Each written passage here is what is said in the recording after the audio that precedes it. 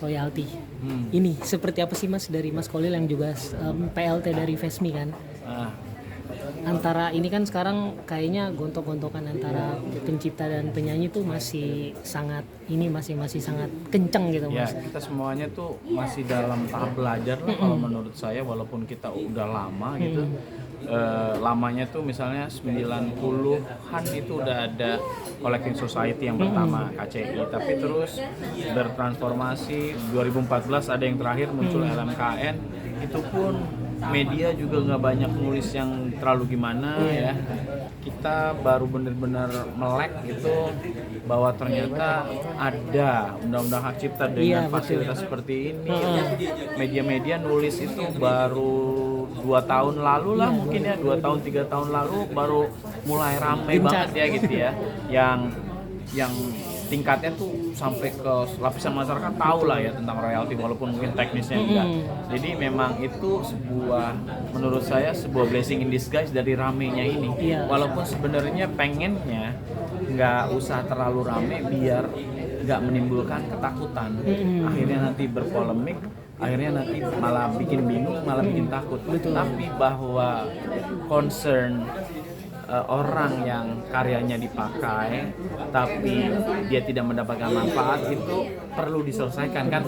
Kalau itu memang masalahnya perlu diselesaikan, dan tapi perbedaan antara misalnya pandangan saya gitu ya atau Vesmi dengan pandangan misalnya musisi yang menuntut penyanyi, itu kami nggak sepakat dengan cara itu gitu. Walaupun kami sepakat dalam artian ketidakadilannya memang ada. Kalau ada karya musisi, ada pencipta lagu, karyanya karyanya dipakai dalam satu pertunjukan, tapi dia nggak dapat manfaatnya, itu nyata gitu ya. Tapi jalan keluar yang ditempuh itu kami nggak sepakat karena akan menimbulkan ketakutan. Dan terbukti. Dan akhirnya kalau kita lihat dari kasus Agnes Mo dan Ari Bias, akhirnya kan memang pemahaman interpretasi terhadap undang-undang yang terakhir nih, keputusan kasasinya kan mengabulkan Agnes Monica yang artinya dia sejauh ini ya dia nggak harus bayar 1,5 miliar itu ya. Artinya bahwa janganlah musisi yang dituntut gitu ya. Kalau ada kan sebenarnya kalau kita baca struktur hukumnya, yang pihak yang bertanggung jawab itu bukan hanya bertanggung jawab ya, tapi dia udah diberikan mandat, diberikan wewenang oleh negara untuk memungut, menghimpun, dan mendistribusikan gitu ya. Jadi kenapa kita nggak menagih ke mereka?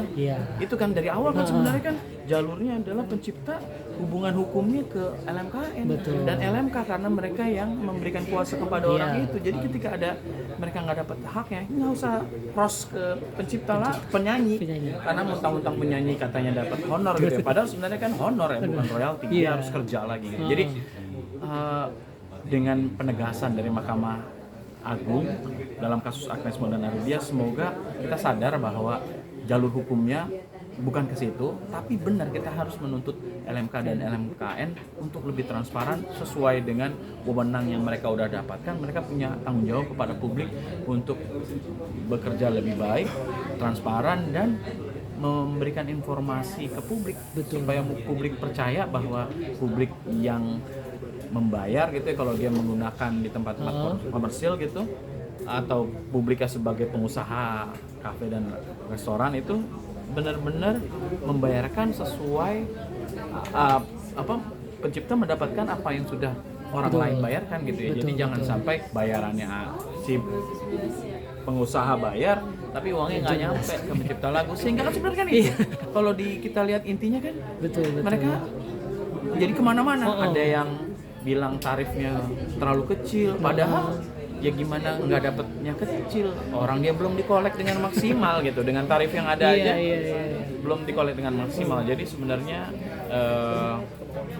harus kita lihat sumber masalahnya apa, lalu dicari formulanya lah yang tepat, yang bisa merangkul banyak elemen gitu ya, stakeholder, untuk bisa sama-sama ngebangun kebiasaan soal hak cipta ini. Berarti solusinya dari Mas Kolil harusnya semua ini harusnya duduk bareng, ngobrol untuk mencari yang tadi ya, mencari salahnya di mana. Betul, karena tujuan hak cipta tuh ingin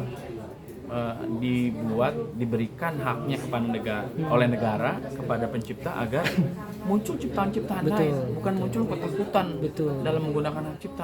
Penggunaan hak ciptanya tetap ramai karena ternyata ramai digunakan dan ada penghasilan untuk hidup, sehingga orang bisa fokus membuat kreasi-kreasi baru gitu. Nah ini kan kita sekarang nggak fokus membuat kreasi baru, justru kita takut menggunakan hasil kreasi itu. Sebenarnya itu yang justru kontraproduktif dari kenapa hak cipta itu ada. Betul Mas. Mas menanggapi yang sekarang juga kafe-kafe, mall, restoran yang sekarang juga tadi Mas Kolila bilang sempat ketakutan dengan pemutaran musik ditagih royalti. Mungkin kalau dari Mas Kolila sendiri emang solusinya, balik lagi nih, solusinya harusnya seperti apa sih? Sebenarnya gini, kalau kita ingin mencoba, kita anggaplah ini belum lama. Di negara-negara Eropa yang sudah jalan itunya, kenapa orang satu single aja bisa hidup gitu ya? Karena dia penerapan hak ciptanya udah baik, kesadaran publiknya udah ada gitu ya. Kalau kita belum sampai ke sana, kita anggap kita barulah 10 tahun, 20 tahun barulah itu ya, untuk sebuah kebiasaan gitu ya. Itu kita harus pelan-pelan ngasih tahu public awareness apa itu hak cipta, gimana menggunakannya, memanfaatkannya dengan bijak, apa aja hak-hak siapa aja yang harus kita bayar. Nah, karena itu hal baru, belum jadi kebutuhan, kita soal penerapan harga dan lain-lain itu juga mesti menyesuaikan dengan kondisi, kemampuan. Karena kan kalau semakin butuh, orang semakin mau membayar tinggi kan. Ini karena kita masih baru gitu ya, harusnya kita coba dulu, jangan tinggi-tinggi. Jadi duduk bareng. Ini kalau tiba-tiba muncul satu biaya baru yang memang perlu, tapi ternyata itu belum dialokasikan dulu. Coba kita tes dulu dengan rate-nya segini, misalnya tarifnya 2%. Udah bisa belum? Ternyata kecil apanya nih dapatnya? Kenapa dapatnya kecil? Karena koleksinya dikit kah? Atau ternyata udah dikoleksi semua tetap dapatnya kecil? Ini mungkin koleksinya belum maksimal ya. Oke, berarti dimaksimalkan dulu. Kalau dimaksimalkan dulu ternyata koleksinya tetap kecil, berarti tarifnya dinaikin. Beratan nggak yang tarifnya dinaikin? Kayak gitu kan? Jadi emang kita bisa ngobrol bareng-bareng, walaupun selalu punya alasan, tapi paling tidak dari berbagai sisi, enggak, lu bohong, lu kayaknya lu masih bisa kok, masih untung banyak gitu. Nanti orang-orang yang merasa mendapatkan manfaat dari muter lagu itu pasti akan nggak apa-apa deh, gua ngebayar lebih gede kok, karena emang lebih banyak manfaatnya. Soalnya kalau nggak ada lagu anyep tempat gitu ya, kayak enak gitu. Jadi kan itu lebih enak daripada langsung merasa lu harus bayar, kalau enggak kena denda, kalau enggak diperkarakan di pengadilan dan lain-lain. Itu kayak itu akan justru tidak menimbulkan empati dan akhirnya justru membuat orang menjauh dari hak cipta. Dan bahkan kalau kita baca, orang lebih rela untuk membayar aplikasi misalnya AI yang bisa bikin lagu buat mereka yang bebas hak cipta gitu ya, bebas royalti gitu, walaupun mereka harus bayar. Kan tuh lucu jadinya. Mereka misalnya bayar juga setahun 2,5 juta. Kalau tempat kecil royalti bayarnya setahun 120.000 kali misalnya kayak gini, tempat kayak gini 20 kursi kan 2,5 juta juga. Tapi orang lebih memilih bayar Suno untuk aplikasi untuk bisa putar lagu, bikin sendiri, daripada menghormati hak cipta dan bisa leluasa menggunakan karya yang ada. Itu kan gara-gara kita salah menyentuh hati orang. Itu orang juga punya dignity, punya kemarahan, punya macam-macam yang itu kalau kita cara pendekatannya baik itu bisa dirangkul. Kalau pendekatannya salah ya justru malah backlash gitu ya. Public empathy itu jadi nggak ada terhadap cipta, padahal kita sekarang lagi mau bangun gitu Jan. Dan kayaknya itu harus dihindari. Mas, kemarin juga saya lihat yang di tayangan Mas Kolil sama Mas Dani sedikit menjelaskan, kemarin kan dari LMK Wami sempat ngomong soal pernikahan tuh ditarik kena royalti. Mungkin Mas Kolil bisa memberi pencerahan mungkin kenapa harus terkena royalti gitu, Mas? Iya, kalau menurut saya karena prinsipnya hak cipta itu adalah fairness gitu ya. Setiap orang yang mendapatkan manfaat dari lagu sudah pasti pencipta lagunya itu juga ikut menikmati manfaat ekonomi dari orang yang menggunakan karyanya. Secara prinsip begitu. Tetapi ketika penerapannya dalam hal misalnya acara-acara privat gitu ya, yang tapi sebenarnya itu bisa diperdebatkan ini privat atau komersial. Bagi orang-orang tertentu acaranya privat. Betul. Tapi bagi orang-orang tertentu, orang yang bekerja di dalamnya mungkin dia mendapatkan penghasilan yang setara dengan acara komersial, misalnya acara kawinan yang besar-besaran gitu ya, Artis misalnya. artis besar gitu ya, mungkin rate-nya itu juga sama dengan rate yang manggung konser gitu ya.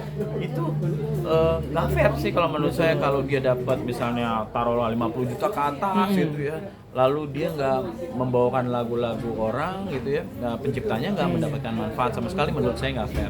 Tetapi kalau skalanya kecil-kecil, ya mungkin pemerintah juga bisa memformulasikan pengecualian gitu ya. Iya, jadi kayak misalnya kalau semakin besar transaksi ekonomi yang terjadi, mungkin potongannya tarifnya juga ada. Tapi kalau kecil mungkin juga bisa kita ukur pengecualiannya seperti apa gitu ya, kan kayak pajak pun sebenarnya kan progresif. Yang kecil-kecil ada yang nggak kena pajak, pendapatan tidak kena pajak tuh ada.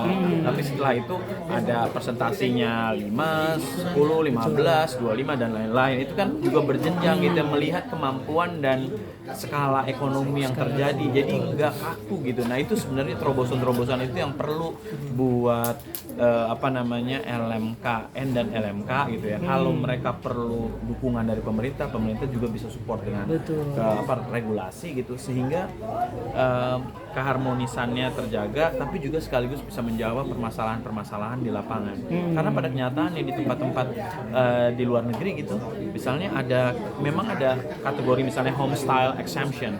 Kalau dia kategori rumahan kecil, ada yang masih gitu. Ada home style exemption itu ada, misalnya kalau dia sound systemnya juga ala kadarnya. Dihitung-hitungnya juga. Iya, itu kan ada skala-skalanya. Kayaknya nggak apa-apa deh, mereka nggak terlalu mengikuti standar. Iya gitu. Jadi kayak pengecualian itu kan sejalan dengan pertanyaan-pertanyaan banyak netizen. Emang kalau UMKM gimana? Nah kayak gitu kan sebenarnya ya, itu perlu segera duduk bareng LMKN, LMK juga mungkin ikut perlu pemerintah dan semua stakeholder, misalnya kayak para pengusaha gitu yang kecil gitu ya, mengajukan aja, kita mau dong hearing dong, emang kita perlu musik. Tapi kita nggak bisa kalau tarifnya kita disamakan dengan yang udah bisnis banget gitu. Jadi perlu ada penyesuaian dan lain-lain, tuh kayaknya harus bisa terjadi tuh komunikasi itu. Oke. Terakhir Mas, harapan kemarin Fesmi dan Visi sempat collab untuk harapannya untuk LMKN baru dilantik. Nah, LMKN kan sebenarnya kan mumpung lagi rame ya, dan punya permasalahan yang laten, yaitu kepercayaan publik. Transparansi menyangkutnya kepercayaan publik itu. Jadi itu bisa menjadi titik untuk mendapatkan kepercayaan publik dari transaksi yang ada di Mega Cuan itu, yang kemarin udah dibayar, itu kemana larinya? Itu jadi kan kalau itu bisa diselesaikan, dikasih penjelasan yang baik, lalu diikuti dengan langkah-langkah berikutnya yang juga bisa memberikan simpati publik, mungkin kepercayaan publik akan restore gitu, kembali mulai bisa dibangun, dan siapa tahu nanti semakin banyak orang yang mendaftar ke LMKN dan LMK, karena pada kenyataannya yang mendaftar, yang menjadi anggota LMKN dan LMK nggak sebanyak pencipta lagu itu loh. Kalau kita mau cek, pencipta lagu itu banyak, tapi nggak semuanya terdaftar, karena ada public trust, yang ada distrust juga.